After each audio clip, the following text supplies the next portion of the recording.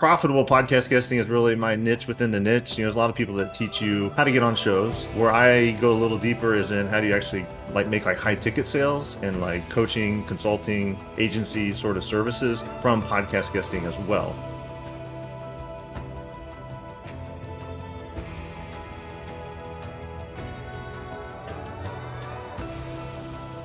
I feel like for what seems like a simple topic, we tend to get pretty deep. For the audience, I just want to provide like an insane amount of value because how I want to show up and serve, and I want to make you look good. I want to make them feel good.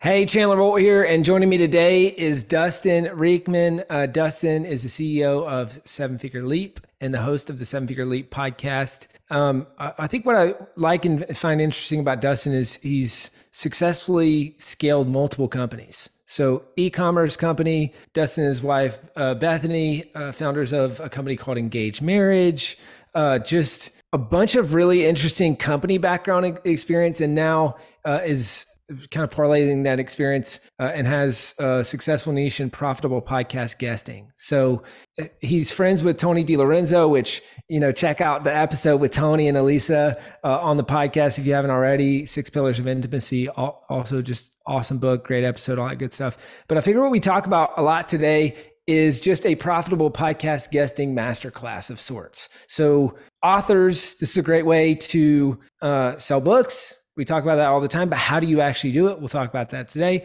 And then obviously entrepreneurs, this is a great way to get clients and scale your business. So we'll dive into the nitty gritty on that as well. So Dustin, welcome. Great to have you here. My pleasure, Chandler. Tony and I go back to 2009 when we both started our marriage businesses. Obviously, he stayed in it in a big way and wrote a best-selling book with you guys. I took a different turn on a couple different entrepreneurial paths, but yeah, I can't wait to unpack profitable podcast guesting. It's really my passion nowadays. Cool. So I guess for starters, like, how did you get into the podcast guesting side of things? And maybe even beyond that, like, what is profitable podcast guesting? Yeah, I can talk about how I stumbled into it, because I didn't really stumble into it with any strategy. It kind of found me through COVID. So, a lot of people have their COVID moments. So I was at the time in 2020, I had some marketing consulting clients, mostly local. And then I was a partner in this company called Fire Creek Snacks, which was the e-commerce company you're talking about. So we were running hard on like Shopify and doing online stuff. And then we were mostly building a brick and mortar presence. So we were traveling to trade shows. So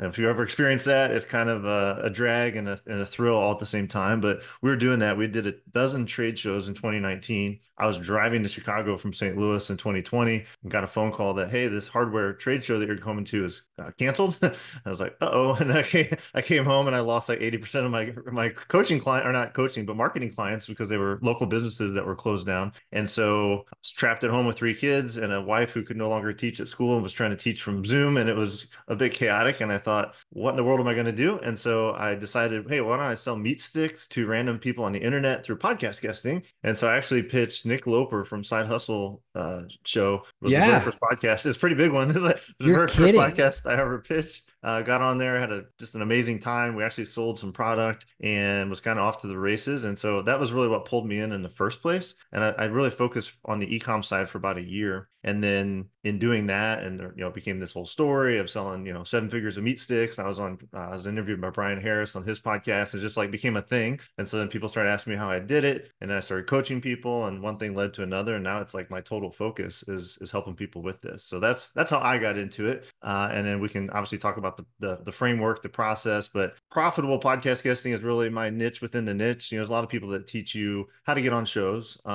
even how to sell books from it, which is awesome. Like I listened to James Clear's episode with you, and he's like, yeah, I was on like 200 podcasts for the book launch. And that's awesome. Where I go a little deeper is in how do you actually make high ticket sales and like coaching, consulting, agency sort of services from podcast guesting as well. So it goes a little deeper into the profitable side. Cool. I like that. And guys, if you want to check out Nick Loper, friend of mine, gosh, for ages, and he's been on the Self Publishing School podcast, check out episode 112. It's kind of like we talk about the opposite, which is how to turn your podcast into a book. So this is like a podcast show. So check out episode 112. 7 figures in meat sticks through podcasting is a hell of a hook. Pretty good. Yeah, that's awesome. And maybe we'll circle back to that. I guess, can you just paint the picture, big picture? How can authors use podcasts to sell books, and how can entrepreneurs use podcast interviews to get clients? Like, what's the big picture kind of like Yeah, I mean, in framework? the simplest terms, podcast guesting is to me like kind of the ultimate form of what I would call like partnership marketing. And what that means is basically how can you find a win-win-win relationship to grow your business by serving others? So someone's got your audience that want to buy your book, they want to hire you for your services, and someone's already done a bunch of work to like aggregate this audience and they have their attention captured. How can you go get in front of that audience and serve them in a way that is a win for the audience, a win for the owner of that audience or the podcast host in this case, and a win for you as the guest? And so that's really, if you just want to boil it down to really something simple, it's like, how can I go teach, tell a story, inspire in a way that will then attract people over to me. And kind of the master of this, if you want to think big picture, is like Oprah. Like, Oprah had this huge platform, but she was constantly bringing on Dr. Phil and Dr. Oz and I think Rachel Ray and like these other kind of sub experts. And they would pull out of the audience people that wanted to hear from them specifically, but it never was like a loss to Oprah. It actually grew the pie. So that's how I think about partnerships in general. And for me, podcast guesting is a really tactical, like universal way for anyone with an online business or with a book that you can buy online to drive those kind of results specifically for their brand. Got it. And so what did you call it? You said partnership marketing, or what was the Yeah, framing? partnership. I used to call this partnership marketing, and Yeah. everyone's kind of turned their head. So I'm like, well, podcast guesting, and they're like, oh yeah, that I Yeah. understand. I'm like, well, this is one vehicle that's like it is Got it. partnership marketing, but it's one of many. So if you think of like the meat sticks, like we also did subscription box placements. A webinar would be this. Speaking from the stage, like you and I were Right. speaking on the stage at TNC. Like those are all forms of partnership marketing. It's just podcast Hmm. guesting to me is very easy to teach as a system, and it's more Right. universal. It's not that hard to do compared to like getting on Hmm. stage. Hmm. And so, because we're very aligned on this, and we call it business development, but I mean, talk about an even more confusing term that people don't really Right. think about. But we're not teaching it like you. It's just like internally we do it, right? And so, for us, Pedro and Peter are spearheading all of our business development stuff, and gosh, I mean, we did a little bit over 5 million in sales last year from partnership marketing, or what we call biz dev, and the goal is 8 million with a 10 million stretch goal this year. And so it's one of the fastest growing kind of like customer acquisition channels for us. So that's like part of Yeah. why I wanted to deep dive on And this, then, is like because a I'm really just, practical application is this. So like I met yeah. Peter at a conference and he's Hmm. like, "Oh my gosh, like our audience would Yeah, love that." So then I got invited here and you guys are coming to do a guest training for my audience because a lot of exactly. people that I'm helping them generate leads and grow their coaching business, well, they all want to write books. And I'm like, "Well, I'm Hmm. writing a book with these guys." And so again, Yeah. like who loses? No, like we both win in Hmm. that scenario because we're complementary and not competitive. Yep. Well, and it's like kind of a little bit meta here, but I think you and Peter met when he was speaking at Podcast Movement, Yeah, it's and Podfest. or Yeah. Podfest. Sorry, Podfest. Yeah. And then you and I briefly met when we were both speaking at Traffic and Conversion Summit. So it's just kind of like it's the partnership marketing playbook at work. Do you see kind of is for podcast is profitable podcast guesting? Is that almost like the gateway drug of partnership marketing for a lot of people? Like it's the clearest, simplest thing that you can explain to people that they can have a quick win. And then once they see that, they'll start to learn from you or develop like a lot more of the partnership stuff. 100%. And in fact, it's even in like I teach like a 90-day mastermind program around this. And I'm real transparent with people. I'm like, look, the hook is podcast guesting. I'm selling you what you want. You want to do podcast guesting, and I teach you exactly how to do it. And we're going to talk about that system today, and people can go do it with or without me. But when you get to the end of the 90 days, 100% of the people in there are like, the podcast guesting was cool, but like you've changed my worldview about like partnerships and abundance thinking and like growing my network. And I think the actual best part of podcast guesting when you do it the right way is it's like a way to build relationships at scale. So it's like, hey, if I could talk to the coolest people and have their audience listen to me and have a relationship with the host and even start to reach out to the fellow guest, which is one of our strategies, like how rapidly could I grow my network with people in my industry that positions me as an authority? And so I think that's why I think it's so hand to glove with like book writing, you know? So I feel like me having a book is just throws fuel on the same fire. And likewise, if you have a great book, this is an incredible way to position yourself as a thought leader and grow your relationships and your network while you're doing it. So yeah, it goes way deeper than the tentacles, but like at the Hmm. surface, just think about getting on a podcast, telling a really compelling story or teaching what you love to teach, having a strong call to action that pulls people over in your world. And at the very base level of this, that's all it is. And then we can, peel back the onion and get more deep and more yeah, just more monetize it in a much bigger way. But you got to plant that initial seed by getting on the show and getting the opportunity. Cool. Love it. So I want to I'll divide this into two parts. And I know there will definitely be some overlap, but let's talk authors, let's talk entrepreneurs. And so if we double click on the author bucket first. So let's say, hey, I just published a book.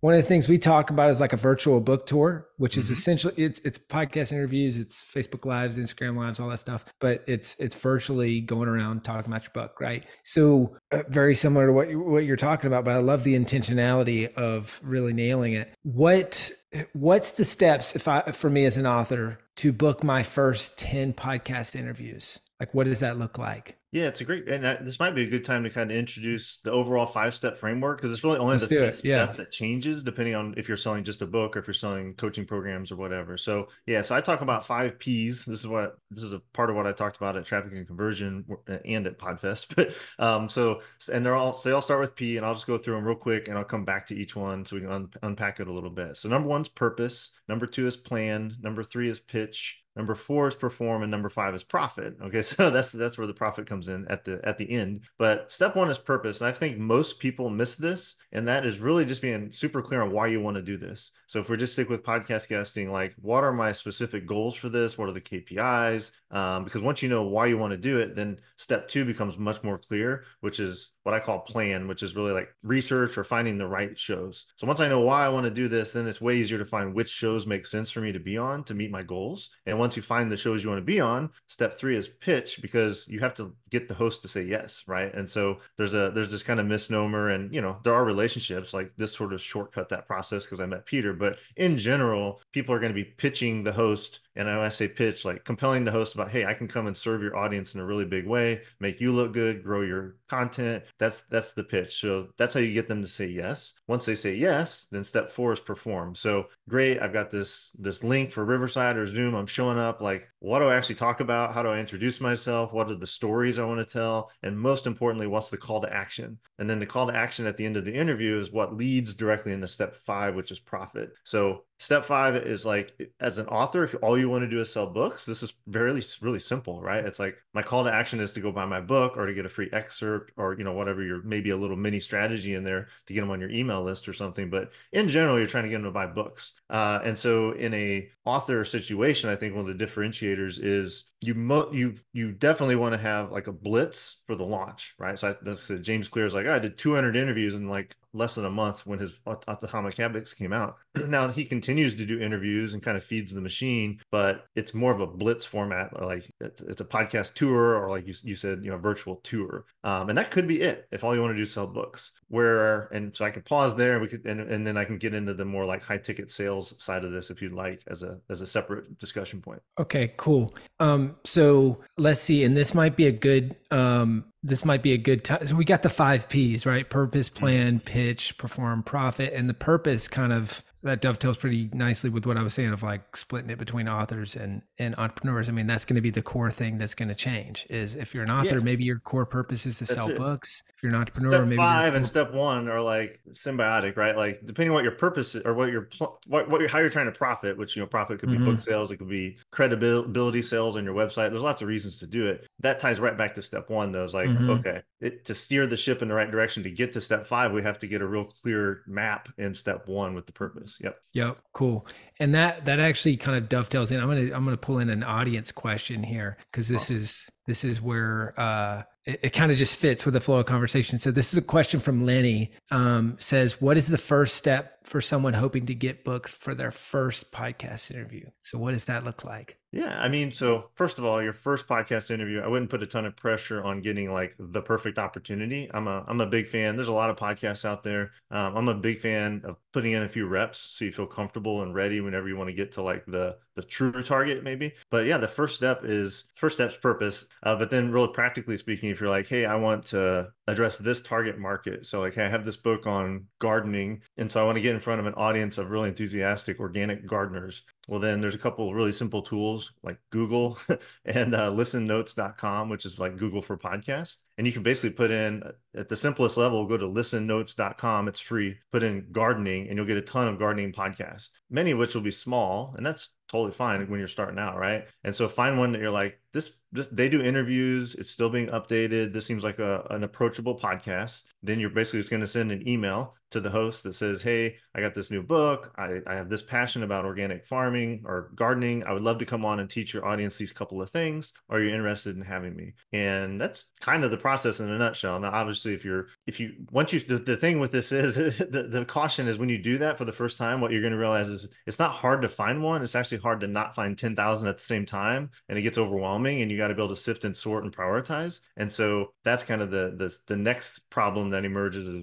okay, like I see in this target market lots of opportunity. Which shows do I prioritize? And we can go into that if it's helpful to Lenny or others. But for my first show, I'm just trying to like maybe pitch 3 and hope that one of them says yes. Okay, great. So that's a good framework. And so Lenny, hopefully that's helpful. And guys, if you want your questions answered on a future episode, just leave a comment on this YouTube channel or on this YouTube video with your question for a future guest, or you can leave a review on the show and leave your question in that review. I hope you're loving this episode so far. So if you're serious about writing and publishing your book, we would love to chat with you and help create a custom plan. All right. So all you need to do right now is go to selfpublishing.com/schedule. Schedule a 45-minute consultation with one of the experts on my team. All right. Let's implement what you're learning in this episode and let's see how we can help with your book. Go to selfpublishing.com/schedule. So pitch 3, get 1. That's the goal for getting your first podcast booked, and then parlaying that into your first 10 podcast bookings. I've got some follow-up questions on the monetization side of things, but let's first start. You keyed in on something you said, I'm clarifying even which ones I want to be on, right. Which I know for some people who haven't booked any yet, you might be thinking like, hey, I'll take any podcast I can get. And sure, maybe for your first 5 or 10, maybe that's like, hey, get some reps in. But then once you've done that, how do you figure out, Dustin, which podcasts are going to truly move the needle, either book sales or revenue wise? And how do you kind of narrow that target of where you're looking? Yeah, 100%. So to keep it simple right now, when we get into more step 5, there's multiple reasons to be on shows that you can monetize in different ways that actually don't have a lot to do with the size of the audience. But for now, I'll just keep it simple and say, I want to be on the right size shows based on how much downloads or how big their audience might be. Now, the tricky part with podcasts is you don't really know because, YouTube, you can see the number of subscribers, Instagram, the number of followers, but like on podcasts, it's basically blind. The only exception is if like the show does advertising and they might like say they have so many downloads, but it's not necessarily reliable. So what I do is like a surrogate to having real data is it's real simple. I just open up the ones I'm looking at in Apple iTunes or Apple Podcast and just look at the number of ratings, right? So it's a public, like I think your show has 600 or 700 ratings on Apple. So then, so you look at that, the first 3 things I'm going to look at are, do they do interviews? Because if they're not doing interviews, I'm not going to be the first one. I'm not going to convince them of that.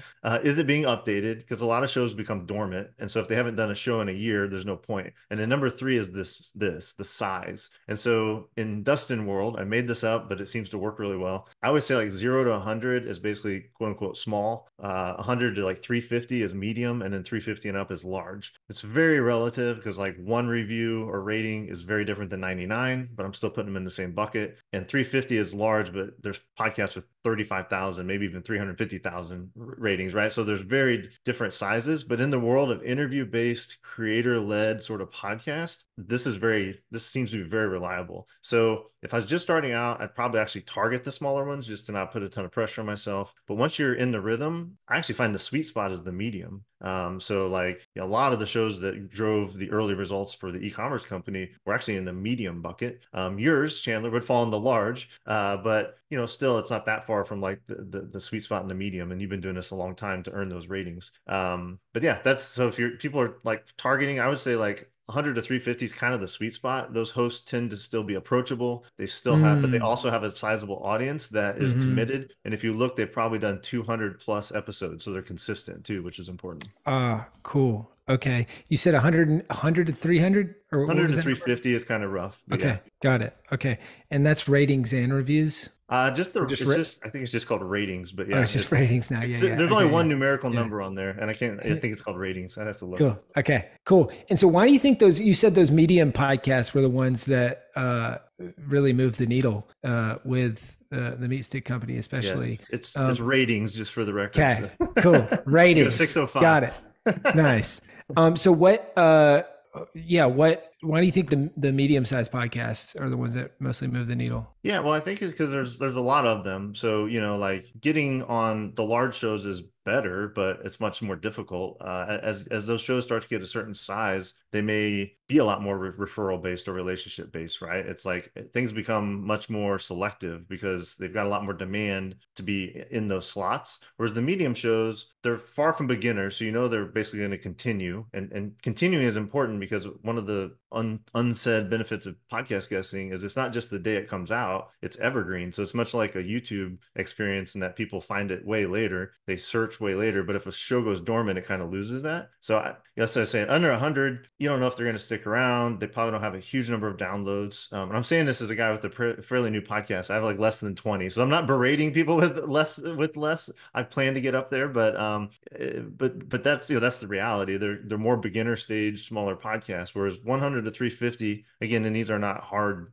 numbers, but that's just kind of the sweet spot because they're still approachable, they're consistent, they're likely going to grow into a larger bucket over time, and so you kind of get to go along for the ride. By all means, if you find one with 1,000 and you got a relationship, or you just want to try to pitch them and you got a really unique content, like they may say yes, and that would be amazing, but you're just going to be able to find the like weekly opportunities much more in that medium bucket. Got it. So now let's say, all right, we've done our first 10 interviews. We've then gotten more selective so that we're going on the podcasts that are going to actually move the needle for us. Now let's talk about the profit portion.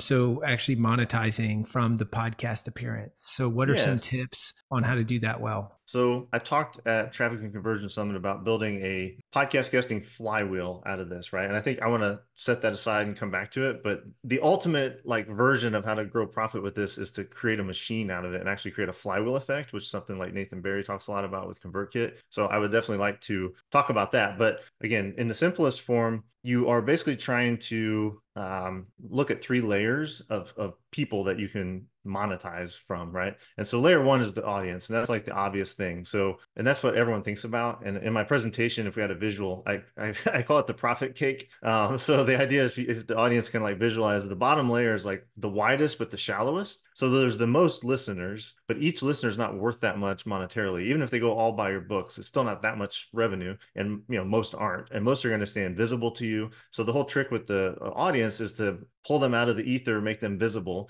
And usually that's by saying, come get on my email list for this really cool thing, or come buy the book. But that's just level 1. And most people stop there. So where it gets really fun is like level 2 of this cake is the peer-to-peer relationships. So these would be like narrower but deeper. And in fact, like one really cool peer-to-peer relationship can actually like change your whole life. And I've had that happen multiple times with the different companies. But you can think of this as like the host for sure, right? Like, so if you get on and the host is like, man, I really enjoyed that. You're really cool. Like, let's do something else. Let's do a webinar. Like, let's do a partnership. So it's a really good way. And by default, the host knows people. They're an influencer in that industry. And then beyond the host, it's like referral partners, collaborators, other partners that may be listening or in the guest list, which is like one of the last things I want to talk about. And then on top of the cake, if you do the type of work that I do and what you guys do at self-publishing, would be like high ticket prospects. So these would be like super ideal clients who, if they transacted with you, it would be multiple thousands of dollars. And so they're by far the narrowest, but it's the deepest because consistently they may be,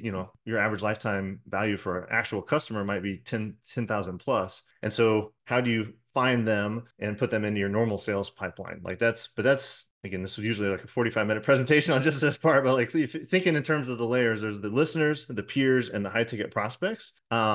And if it's helpful, Chandler, I could go through like one example of how to hit all three in one Let's episode do that might that. give Yeah, that's people perfect. I clarity. love the practical examples. So Yeah. So listeners, peers, high ticket prospects. And you said one example per. yeah, well, I'll use one podcast and talk about in one interview. It was actually a client of ours, like how they capitalized on all three of those layers in one interview. So Cool. so put your imaginary caps on. I'm going to talk about a very specific example here. So this is not about books. This is about like the high ticket sales side of this. So this person is a Facebook ads expert, and he works with like high end craft food brands. That's kind of like my old company. So, but that's what he does. He does Facebook ads for high end food brands. So he's going to get on a show like the example I like to use is Shopify Masters. So this is like the Shopify podcast. I was on it actually for Fire Creek Snacks, so I was able to like think through this pretty strategically because I did it myself. But Facebook ads guy, of course, he wants to get on there because his ideal clients are likely listening. There are craft food brands who would listen to the show because the show is all about marketing and selling more on Shopify, right? And so at layer one, to the listeners, his whole interview is going to be about the listeners. It's going to be like, hey, we work with craft food brands. This is our special sauce. These are our best performing ads. This is our favorite case study. And at the end, he's going to have a call to action that's going to call out to those people and invite them into his world. So it might be like, hey, we're offering free Facebook ads audits for the first 15 people that come from this show and go to this URL to get it. So that makes the invisible visible and addresses layer one. And that's what like everyone does, and that's where they usually stop. Layer two, a really simple example would be the peer-to-peer call out in this case. So if I was this guy, the Facebook ads expert guy, at some point in the interview, I'd make it a point to be like, oh, Chandler, I just want to be real clear. Like we only do Facebook ads. So if there's anyone else who serves our ideal client, like, you do Google ads or social or SEO or content, please reach out to me because we have referrals for you like all day long because we turn all that away. We only do the Facebook ads. And so it's true you do, but also it's true that all these people that could reach out also have referrals because they're reaching out to swap services because you have the same ideal client but different different offerings. Another peer-to-peer role simply would be the host. Like if you get to know the host of the Shopify Masters podcast and he's interviewing these food brands, like you're top of mind if they're ever like, hey, do you know anyone that does Facebook ads for Shopify? But that's level two. And layer three would be this is a little harder to do without a visual, but just imagine you're on the show and when it's published, you go back and you look at the guest list. So you just open it up on iTunes and you're like, oh, here's the last 200 guests that have been interviewed here. Which of these are food brand owners? Right. And so they're like my ideal clients. And so what's cool about that is then you connect with them, either email or I usually do LinkedIn. You can simply be like, hey, Joe of Joe's Coffee, like I saw you're featured on Shopify Masters. That's awesome. So was I. I'd love to connect with you. And of course, you're in the Cool Kids Club because you're both interviewed on the same show. They say yes. And then your normal sales process picks up. But the difference is you've got a warm connection. You've borrowed the authority of the host. They can go look and see what you've talked about, and they can see you're a Facebook ads expert. And if so then you probably lead with value and be like, hey, I couldn't help but look at your Facebook ads library. I would, suggestion on this headline, or have you tried this kind of image, and just lead with value and then let the conversation go. But that's a very simple strategy though, to like pick out your ideal clients, put them into your normal sales process. And that guest list actually is full of referral partners because then you go look at all the people who have been interviewed about Facebook ad or Google ads and SEO and all that stuff. And it's full of people that have platforms you could go on. So your next 10 podcast interviews are probably people that have been interviewed on there who are experts in your industry who have their own shows. So that's just, again, this goes, it starts to spiral into a flywheel, but that hopefully that gives people just a real practical, like layer 1, 2, and 3 example from like a single episode, how you could leverage that.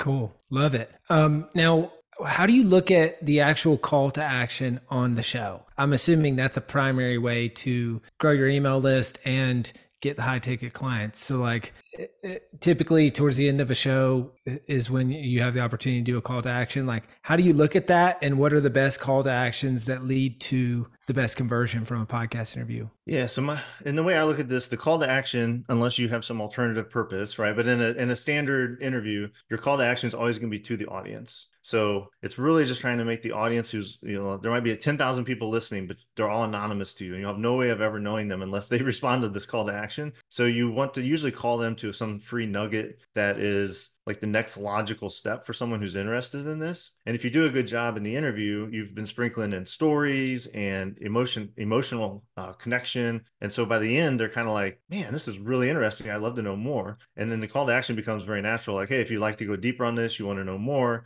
go to this very simple URL and get access to our free XYZ resource that is like that goes deeper into and I'll demonstrate this at the end of our interview, but like if people want to know more about podcast guesting, they're going to go to a certain URL, right? And so at the end, you're definitely going to do that. And that's almost always when you're teed up to do it. If you get an opportunity, and I didn't do this today, but like if you get an opportunity early on in the interview, it's really nice to seed that. Like, hey, I'm going to go through these 5 Ps. It's a lot. Don't worry. As long as people stick around to the end, I'm going to give them access to a free resource that summarizes all this and lets them customize it to their business. And then that makes people either fast forward on their phone to the end, look in the show notes, or actually listen all the way to the end. So that's probably the best practice. I did that in my presentation. Got Just it. kind of seed it early Yep. and then actually deliver it at the end.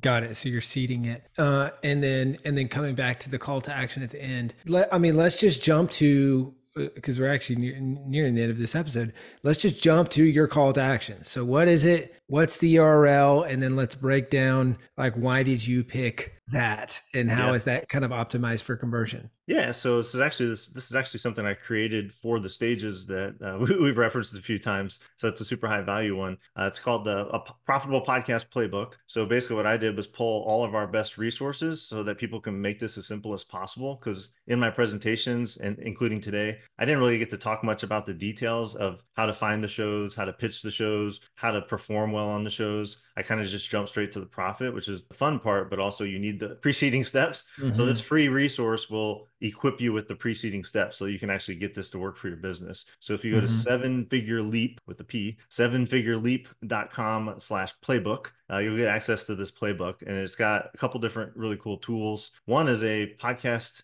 profits calculator. So if people are like, hey, like I have this offer and I want to be on this many shows per year or whatever, we have all our proprietary data from working with hundreds of clients on this, and you plug in some basic numbers and it'll give you a really good idea of how much revenue you can generate for your business. It's got that. It's got all my templates for the actual emails I've sent to all these podcasts, including Nick Loper's, to like the literal emails they can copy and paste out of a Google Doc as a template. And then the last thing it's got is a bunch of case studies. So I love case studies. I'm always like, just show me this in action. And so the one I talked about with the Facebook ads example, his name's Andy. He's a client, like his case studies in there, like literally the episodes, what he did with it and what results he got. And there's like 6 or 7 case studies in there. So it's kind of a choose your own adventure, but it fills in hopefully a lot of gaps for people that are interested. So yeah, sevenfigureleap.com/playbook, and we'll take care of you. Cool. Sevenfigureleap.com/playbook.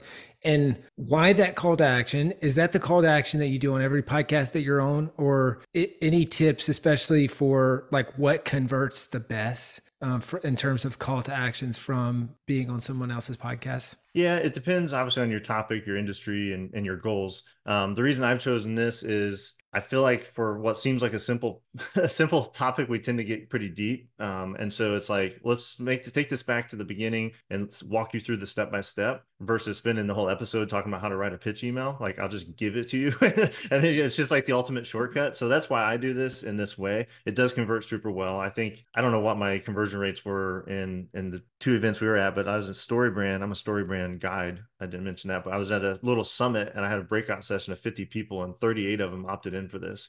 So yeah, it's a pretty high converting lead magnet. And so for the audience, I just want to provide like an insane amount of value because how I want to show up and serve, and I want to make you look good. I want to make them feel good. And then on the back end, the people that are interested in this depth of podcast guesting are probably going to make really good clients for us, because what we ultimately want to do is work alongside you and create this flywheel out of these efforts and have it really spike your monetization and book sales. And so it's just like my funnel, just to get a little philosophical, my funnel is a narrow funnel. Like I don't need a ton of people. I just want the right people who are like really interested in podcast guesting, versus if I had a really broad funnel where I'm like, I do Facebook ads for everyone, then I'm going to have a very low barrier to entry, sort of funnel. But like this is set up to have less people, but the right people. And but because that's in my purpose, right? Like that's in step 1. Like who do I want? like the right people, not high volume, but very high quality. Got it. Cool. That makes sense. And so I think takeaways for folks is make the call to action, make it valuable. And so that it's something that people actually want and it's something that's helpful, and that'll then convert better from the show. It'll convert better into paying customers. It's just leading with value. So builds natural reciprocity. Last, just quick question for you, Dustin, is let's flip the script. What about for podcast hosts? Like, any tips on how to better monetize a podcast as the host of the podcast? Like, what have you seen work well? Yeah, I mean, as like half of our clients, so we focus entirely on the guesting side in our main program, but about half the people that go through there also have their own podcast. And so it's literally just a mirror image of the same strategies. So again, start with your purpose. So if you have a show that you're like, hey, I really like to feature and highlight my ideal types of clients, then that's your purpose is finding my ideal clients and inviting them onto my show. So it's like a reverse pitch, right? So now I'm finding the individual interviewees and I'm asking them onto my show, which is actually way easier than asking to be on someone else's show. And then the perform is like the things I'm going to feature and talk about in the show should lead to me making them an offer if that's what I'm trying to end up doing. And then at the end of the show, if it makes sense and they are an ideal client, it makes total sense to be like, you know what, based on what you said, I think that we could really help you. Like, could we schedule a separate call? And so that's like one, if you're trying to get high ticket clients as a host, that would be one way. And it has nothing to do with the audience in that case. But at layer one, if you've got a big audience, then I think it's like you guys have a larger audience. I notice in your mid rolls and at the end, it's about talking to the audience about your offer. Like, hey, come book a call to self-publishing, or hey, go get this free guide. And so that you're making that audience visible to you. So it's the exact same thing. It's the nuance is different because of it's outbound instead of inbound, or inbound instead of outbound, I guess. But you know what I mean? It's like you have the audience and you're trying to activate them versus trying to like go be in front of someone else's audience. But yeah, very, very similar strategies work on both sides of the mic. Cool. Got it. That's great. Well, this has been awesome, guys. I hope that you found this helpful. And if you're thinking about doing podcasts, obviously this has been a masterclass in profitable podcast guesting, as we promised at the top of the show. Dustin, can you remind people the link where they can go to get the profitable podcast playbook? Yes, sir. So 7figureleap.com/playbook. I'm also really active on LinkedIn. And if you just come to our main homepage, you want to learn more about what we're about. But that specific resource is there at the playbook link. Cool. Check it out, guys. And if you're interested in getting our help at selfpublishing.com with your book, go to selfpublishing.com/talk, book a call with the team. And we'd love to chat with you about your book, your goals, how we can help, all that good stuff. So Dustin, appreciate it, man. This was awesome. This was awesome. I was going to say, great call to action, Chandler. So that was awesome. Thanks for having me. This was a ton of fun. Yes, sir. Thank you so much for watching or listening to this episode of the Self-Publishing School podcast. I know there's so many places that you could be spending your time. There's other podcasts that you could be listening to, YouTube channels that you could be watching. So thank you so much. It means the world. Now, I want you to do 3 things right now if you found this episode helpful. I don't know if you know this, but we've got a YouTube channel. It's a companion channel to this podcast. All the video versions of the episode are on the YouTube channel. So number 1, subscribe to the YouTube channel. Number 2, if you're listening to this podcast wherever, whether this is Spotify, Apple Podcasts. Number 2, I want you to subscribe to this podcast right now so you don't miss a future episode. And then number 3, this is probably the most important, leave a review on the podcast. All right, reviews are super important and help this podcast get discovered by other people. So number 3, leave a review on the podcast. Thank you so much. I'll see you in the next episode.